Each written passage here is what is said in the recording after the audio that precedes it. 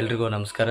ಇಂದಿನ ವಿಡಿಯೋದಲ್ಲಿ ಕನ್ನಡದ ಕಂಚಿನ ಕಂಠದ ಕಲಾವಿದರಾದಂತಹ ಸುಚೇಂದ್ರ ಪ್ರಸಾದ್ ಸರ್ ಅವರ ಧ್ವನಿಯ ಅನುಕರಣೆಯ ಪ್ರಯತ್ನವನ್ನು ಮಾಡ್ತಾಯಿದ್ದೀನಿ. ಅಂದರೆ ದ್ವಿತೀಯ PUC ಫಲಿತಾಂಶ ಬಂದಿರೋದ್ರಿಂದ ಆ PUC ವಿದ್ಯಾರ್ಥಿಗಳಿಗೆ ಯಾವ ರೀತಿ ಪ್ರತಿಕ್ರಿಯಿಸ್ಬೋದು ಸುಚೇಂದ್ರ ಪ್ರಸಾದ್ ಸರ್ ಅಂಥೇಳಿ. ಹೇಳಿ, ಪ್ರಕಾಶವಾಗಿ ಮಾತಾಡಿ. ದ್ವಿತೀಯ ವರ್ಷದ ಪದವಿ ಪೂರ್ವ ಶಿಕ್ಷಣದ ವಿದ್ಯಾರ್ಥಿಗಳ ಫಲಿತಾಂಶ ಇವತ್ತು ಬಂದಿದೆ. ಫಲಿತಾಂಶ ಏನೇ ಬರಲಿ ಅದನ್ನು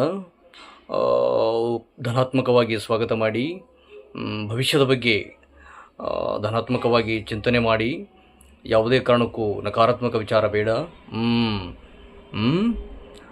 ಭವಿಷ್ಯದಲ್ಲಿ ಉತ್ತಮವಾದಂತಹ ಶಿಕ್ಷಣವನ್ನು ಪಡೆಯುವಂತಹ ವಿಚಾರಗಳು ನಿಮ್ಮ ತಲೆಯಲ್ಲಿ ಬರಲಿ.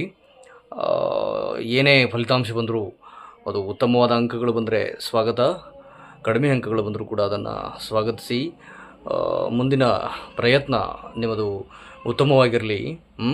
ಆ ನಿಟ್ಟಿನಲ್ಲಿ ನಿಮ್ಮ ವಿದ್ಯಾಭ್ಯಾಸ ಮುಂದುವರಿಲಿ ಅಂತ ಹೇಳ್ತಾ ಎಲ್ಲರಿಗೂ ಕೂಡ ಶುಭವಾಗಲಿ, ಭಗವಂತ ಒಳಿತನ್ನುಂಟು ಮಾಡಲಿ ಅಂತ ಸಂದರ್ಭದಲ್ಲಿ ಶುಭ ಹಾರೈಸ್ತಾ ಇದ್ದೀನಿ.